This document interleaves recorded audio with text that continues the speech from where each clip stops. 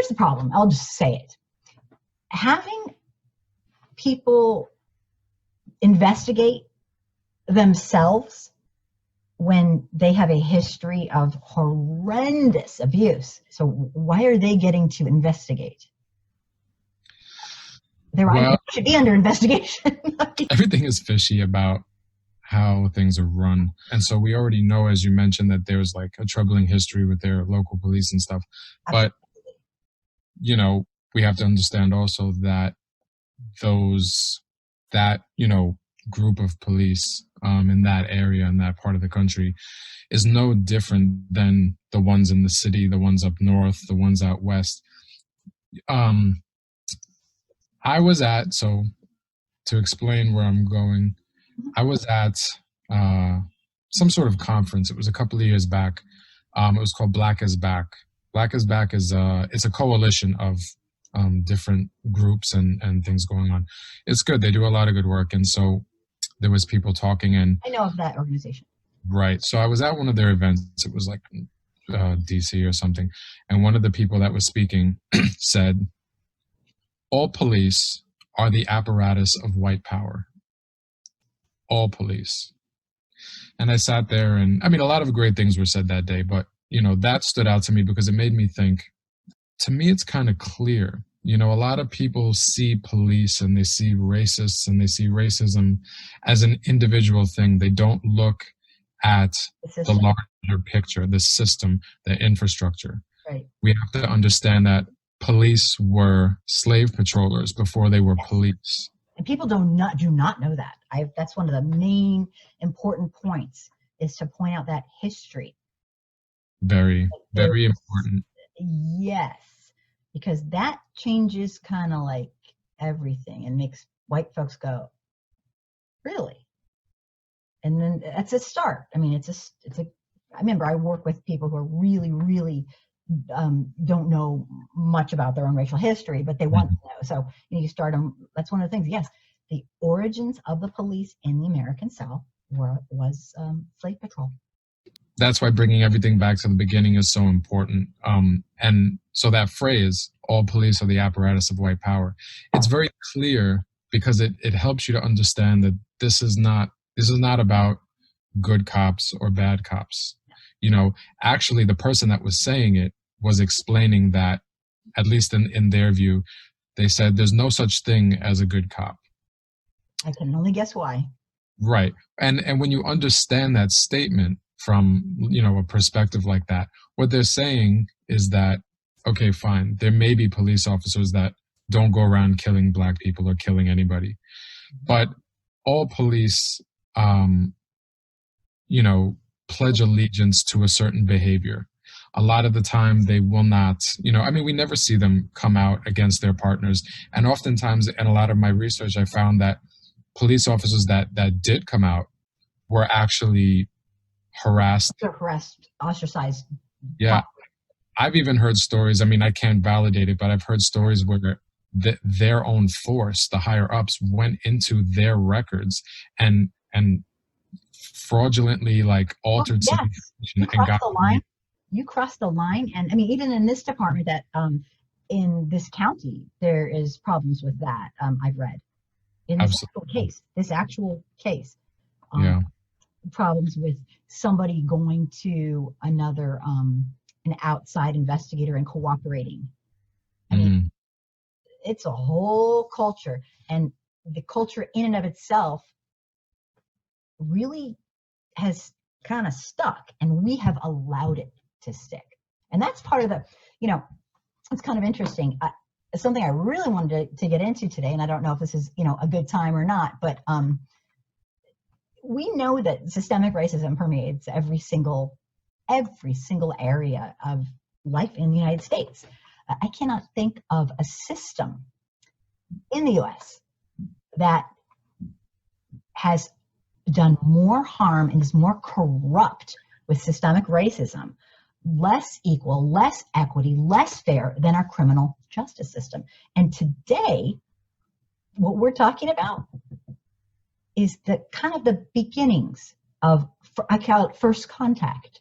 It starts with absolute purposeful corruption in the people choosing who is doing bad and who isn't doing bad, and how they choose and what they do and how they do it. And police brutality, and this has been consistently off the charts horrific for non-white folks, and sometimes for white people, but just there's no comparison. It's terrifying because it's like they think they're slave catchers. And I wanted to start out by telling people who might be watching who don't maybe know much about this, is that the fact is, and this is a fact, this is not one of those like, well, some people say this. The fact is that the rate of police killings of unarmed Black people are astronomically out of control. I mean, I believe overall the entire thing is, because how many we allow police to murder with total impunity, but for Black folks, it is dangerous. It is terrifying. And compared to whites, there's no comparison, the percentages of, and then when you look at the statistics within that, like who's armed, who's not, oh my God, it's off the charts racist. Yeah. Yeah. I've looked at a lot of the data. And even if you don't look at the data, and I mean, and along with not living under a rock, you can kind of, understand. I mean, you see that there's a huge disparity, but like, we also can't pretend that like we as white people like don't know. I mean, I was told by somebody older, like that, like in the 60s and the 50s, when police used to be in Black neighborhoods, and they would, once again, the same scenarios, and they were chasing Black kids and stuff like that. I've heard there were times where they would just like, if they ran upstairs into a building, they would just throw them off the roof and kill them. Oh, I have absolutely no doubt. It's a cultural happening, and it's so widespread. Well, it's kind of funny that you when you wanted to discuss Ahmaud and stuff like that, because it's just so, it ties into so many things. It deals with police. It deals with the justice system, and as we can see, people, neighborhoods, community, everything, all of it. And so we see that whiteness and our white culture has like hierarchies of control. Yeah. These they were created out of a need. Whatever it is that white people, the people that came before us, I mean, they needed to hold on to this. And so, but you see, that's how integral it is to the American project. This condition needs to be maintained. And it is so crucial for the survival of whiteness and the survival of the United States, that look at the detailed and contrived and layered hierarchical complex system that they need to create in order to ensure that system doesn't go anywhere. Look how hard they try. Yeah, think about the DAs. They went through, and how many little things were done, and how many things weren't done, weren't released, weren't allowed. I mean, This is a very, very horrible cover-up. I mean, it really is. I really think that another group of, I don't know who they have come in to do this kind of thing, but this is corruption beyond the actual Glenn County. They got their certification of sorts taken away. I read in the New York newspaper, one of the New York newspapers. I mean, we're talking like people in high places knew about this, yet it took the mom to actually push it until somebody, finally got into the main media and then social media, and then absolutely it was a cover-up that was working.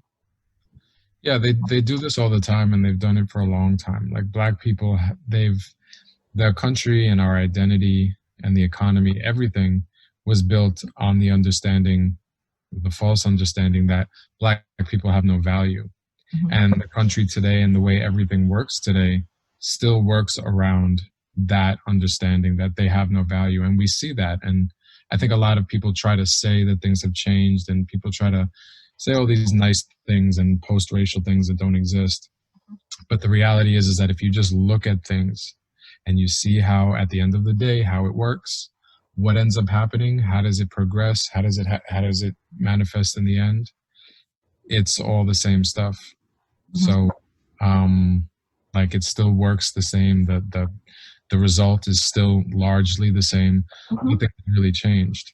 Right. It does feel that way. I know Trump and his plan have actually allowed that to be more forthright, and we can kind of see it better. It's always been that way, but because of his proud, overt, racist behavior and rhetoric and, ideologies, he's made a lot of people be like, yeah, I'm a proud racist.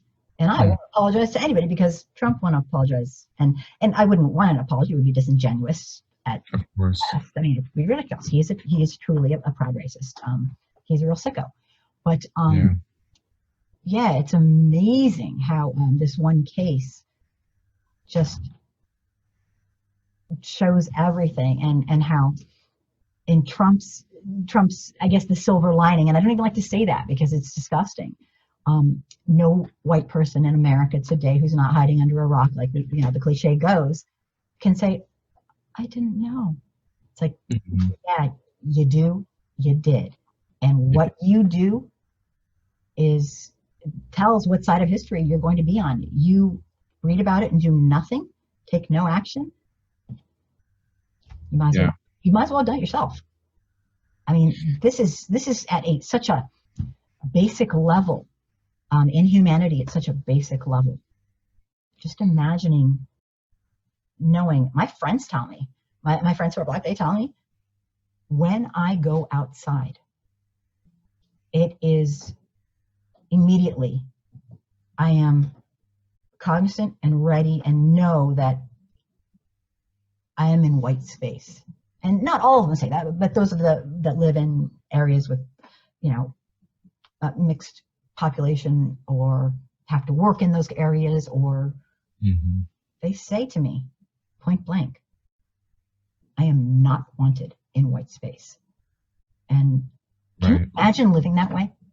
Can you freaking imagine? Well, it's traumatic. It's like constant PTSD. I mean, I don't. The trauma is knowing clearly and understanding that the trauma is there and it's real, but the trauma is also deliberate. Going back a bit further and understanding that police started as slave patrols, and clearly they still operate the same. Intimidation. Right. That's all about intimidation. For sure, and it's deliberate. And but when you talk about them being slave patrollers, it's like, okay, right, they were slave patrollers, and it's a very important thing to know and understand and to teach. But understanding why they were slave patrollers, beyond the common sense, okay, well, they were slaves, they were slave patrollers, but that the country, even though there was many things going on, it wasn't just one thing, but slavery was the center of everything. Black people have always fought back. Absolutely. I want to do a series on that, actually. I was dying to do a series on that because people don't read about that. Oh, you should. There's so much in history. They don't teach us in history. No, they don't. And they were passive. They did. Well, they liked being slaves. Oh, please. No. It's obnoxious. Nope. Yeah. And that's a whole nother conversation in and of itself. Right. Yeah. And so, like, when something like this happens with Ahmaud or the countless other ones, and then taking it back to police being slave patrollers, the slave patrollers existed in the first place because of Black resistance. So just the existence of so much Black resistance to white supremacy and to slavery is actually a large factor in what actually made the forming of the country as a country. That's what caused it to happen. I mean, yes, there were other things going on, but what's not understood or downplayed or not connected with history is how much influence those acts of resistance had on the founding fathers and the colonists to form the country, because they were doing it to protect themselves, to protect whatever they were putting into motion, and they could not do it without black bodies. Everything was slavery. And so how can you continue to do what you're trying to do when your labor force is revolting and doing everything that they can do to resist? You need slave patrollers. Well, You know what I mean? yeah, I was thinking to myself, even, even after emancipation, in those very, very small amount of years where we had our military in the South and all over the place, kind of trying to get things, force people to follow the rules. I mean, they had just lost. And when they lost, they also lost their free labor. And I keep trying to explain to people, do you really think that a person with a mentality of someone who would actually keep and enslave a human is going to say, oh, okay, now they're human again? I think not. Not a chance. And so they were probably extremely, I've read, a few things here and there, fearful that they know what they've done. They know what they did to these people over generations and their families over generations. And they damn well should be afraid, because they torture. I mean, I don't know what everybody should know, but they should be afraid. They had done barbaric, unconscionable things generation after generation, and we're still doing them. So, and then all of a sudden these people are emancipated. That would strike fear. I mean, if you tortured and did horrific things, I'd be shitting in my pants, like, oh my God.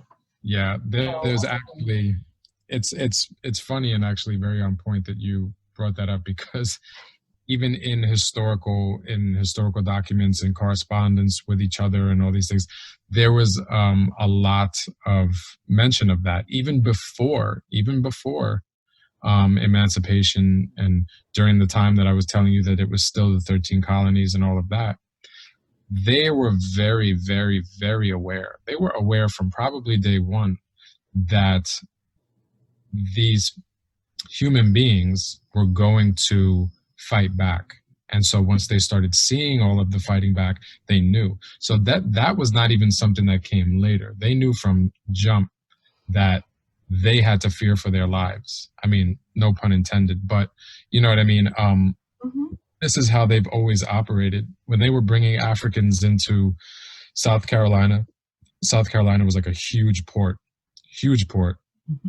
And a lot of the time in the colonies, if not all the time, a lot of the time, the population was like 10 enslaved people to one white person. Right, I was just going to mention that, the skewed population, they're outnumbered.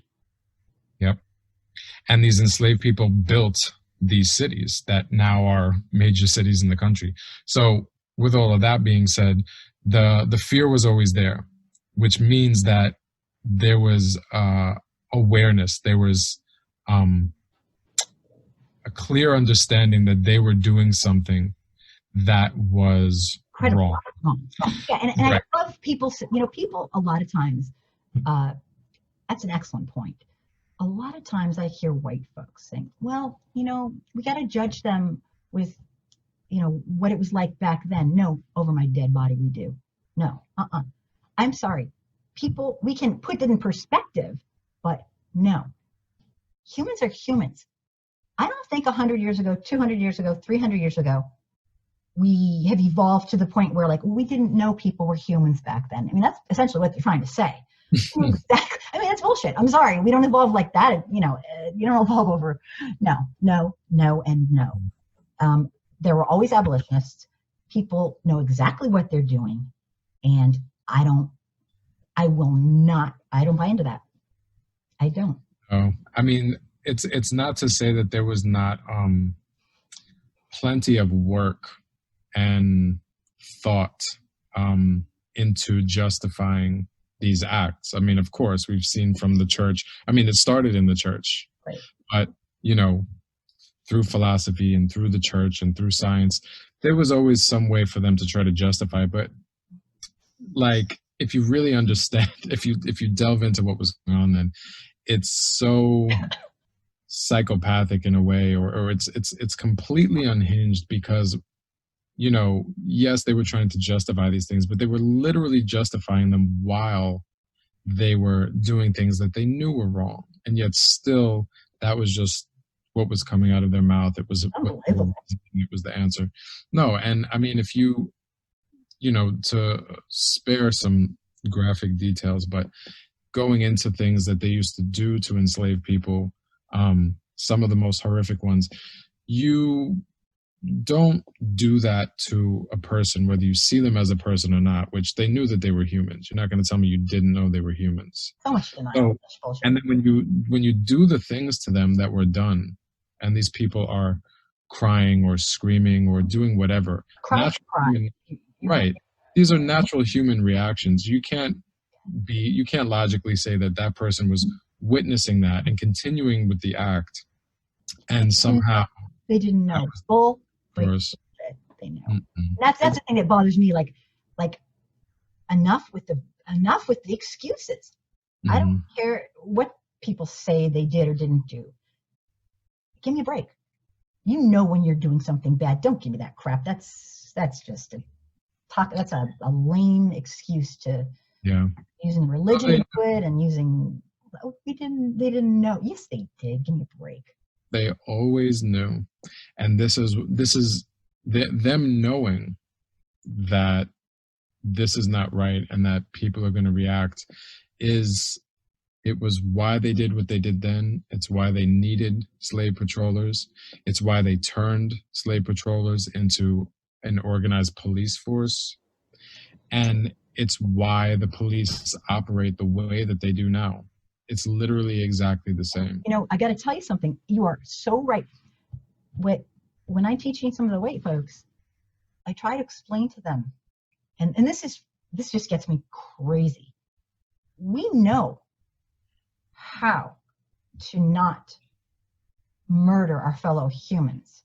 We know how. There are programs here, there, everywhere. There are ways of circumventing this kind of horrific white supremacy, murderous.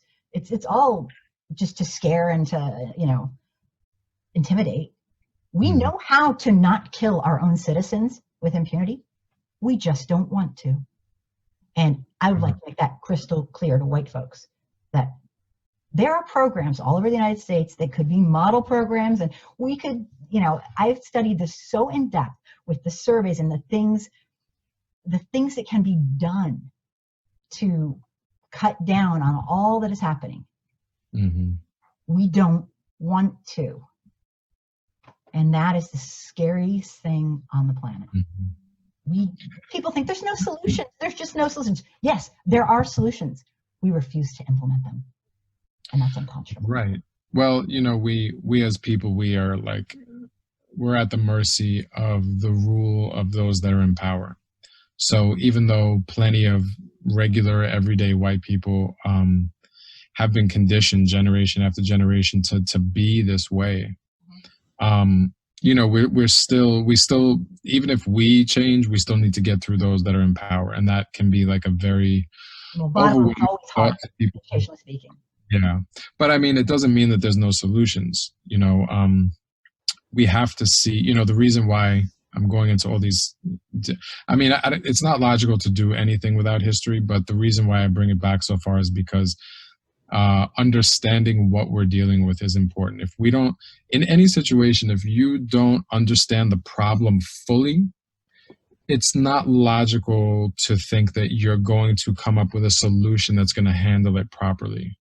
Right. And with regards to this, something to also consider, for new people who maybe don't know a ton about this or white, is that not only were police their origins from this incredibly, horrible place, but even laws that were made as as our country grew and established itself, whether the person individually believed it or not, they were the ones that needed to uphold the cruel, horrific inequity and racism and discrimination with all these it was always the police who ended Yeah. up.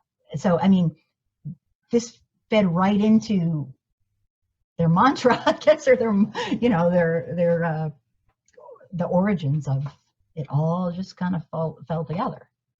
They're the first encounter that civilians have with the state. Usually, they're right there in communities, and you know they're carrying out whatever corrupt and biased and racist protocols that are in place. A lot of people you'll see online will always be like, well, they need to train the police better and things of that nature. But this isn't happening because police are not trained properly. Right. What we're seeing and all the violence and all the murders are exactly what they're trained to do. I want to speak to this for just a second, because this is really where the bulk of my research has been. And that is that what they are trained to do is to kill. And they are trained well to do that. I was a special education teacher, and I was trained in a number of, things that I had to be state mandated, like de-escalation. And here's my problem. If you're a surgeon and a person comes into your office and says, I got this problem, and they think, okay, well, what do they think they're going to do? They're going to do surgery. It's what they do. That's their thing. And I'm not trying to compare it in any way other than the fact that you do what you're trained to do.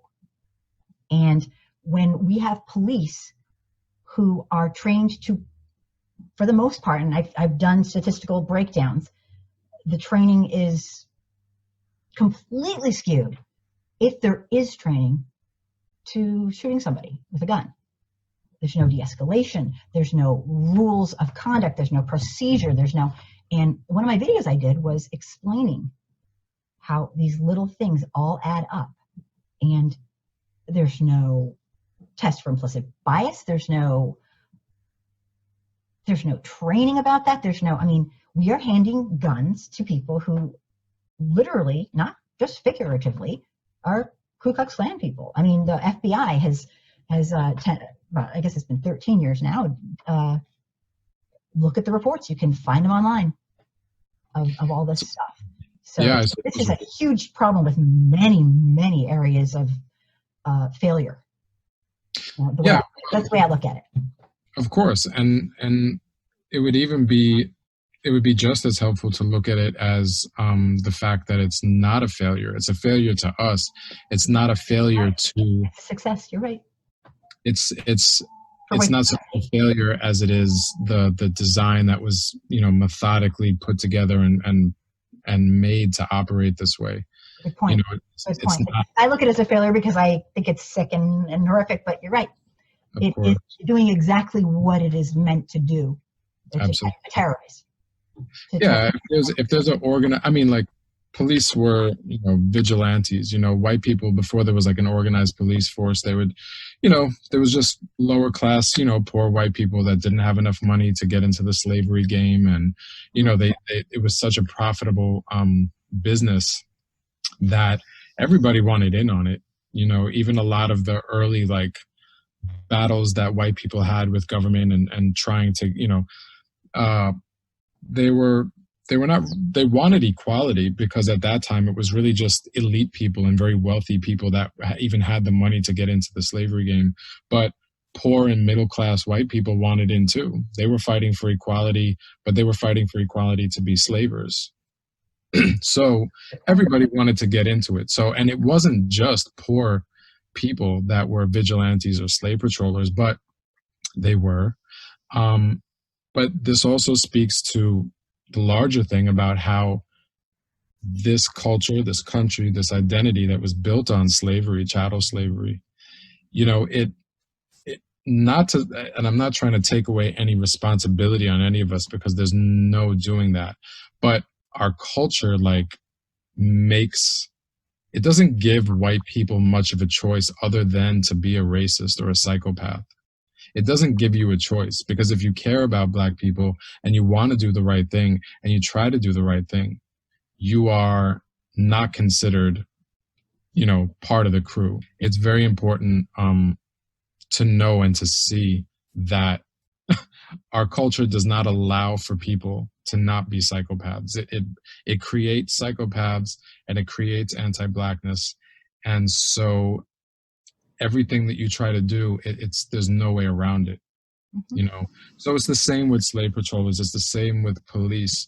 They are one and the same. And understanding that if that was your origin, if that was the purpose for you to be out there, and all that happened as time went on was that, you know, there was uniforms made and Uniforms changed and the costume changed, but right. everything stayed the same. So if we go at that with these honest historical perspectives and understandings of facts, that's the platform from which we need to jump off when we're coming to solutions and things. We have to stop candy coating and whitewashing the definitions of things. And we have to stop. Yeah, we can't. We're not dealing with some benevolent thing. We're not dealing with a post-racial society. We're dealing with a society that still devours and cannibalizes Black people for all of our white benefit. The police are there to keep Black people terrified in their place. The act of terror and the police serve as a constant source of trauma and terror that they instill in Black men, women, and children constantly. And so that is the same thing as, you know, it's what came from needing to keep them from resisting. And we also and fear and of course you have to constantly traumatize a group that you're trying to control. Right. And it doesn't mean that every single Black person is terrified. They're not. Right. But in general, police terrorizing, it doesn't matter, because is psychologically speaking, it's like a terrorist doesn't necessarily really have to even strike more than maybe once or twice. Right. It's that they could. Right. It creates the fear and the anxiety. Right. And they could, and they will get away with it. And it doesn't help. It doesn't help that the government is giving local police force army equipment to patrol. Right, and militarizing them, and actually, the rhetoric they're using in a lot of places are us against them, like it's war. Yeah, right. That's a setup for murder. And it's very strange. It makes you really think, like, well, why would you need militarized military equipment to be supposedly, you know, the part of the country that deals with keeping people safe and all of that? Treating citizens like enemies off the cuff is not necessarily a good way to convince people that you're here to serve and protect. You may be serving and protecting white supremacy. You're protecting something, but it certainly is not the people. Right. And they're paying for it with their own taxes. That's what just kills me. Yes. It's unbelievable. And, you know, part of my thing is, I always tell the white folks, you know, this is very purposeful. And they can't believe it. But, I mean, it's kind of a shock. But it's purposeful. This is not an accident. We could nationalize our police force. We could have standards. We could have protocol. We could have de-escalation training. We could have a test, the best practices, psychological tests to make sure, you know, the least implicit bias, and ongoing training and training about our history. But it's a system. It's one of the systems that we purposely make sure remains not checked and remains with a culture. We got that blue line. It is Slave Patrol 2.0. And if you happen to be a good cop, then you're not going to be there for very long, because of course you're not buying into the culture of it. You're disillusioned, or, you know, it's really scary. It's really scary. They will go after you. You know how much training they get on determining the difference between a person who's intoxicated on drugs or developmentally disabled? Guess how much training they get? I can imagine that much. Zippo, none. That's insane. That's insane. They have to make these, like, you know, and de-escalation. How many times have you seen a video of a police officer escalating the situation from A to freaking past Z, absolutely, like, It's almost, and as a teacher, we're trained that we use time on our side. And this might sound a little bit strange, but if nobody is in harm's way and not much is happening that could, kill, maim, whatever, time is your friend. And you use time to your advantage. I never see police using time to their advantage when they could. I don't. Yeah. Time, because feelings change with time. Perspectives change with time. Time gives you a chance to, we're humans. Just that simple little tiny little thing. Mm-hmm. It's just unbelievable, the lack of training. And so I know you say, it's not just lack of training and everything, and I absolutely get that. It's a system, it's a culture, and it needs to be dismantled. Not just, let's train a few people here and there. Dismantled and built up to be what it should be.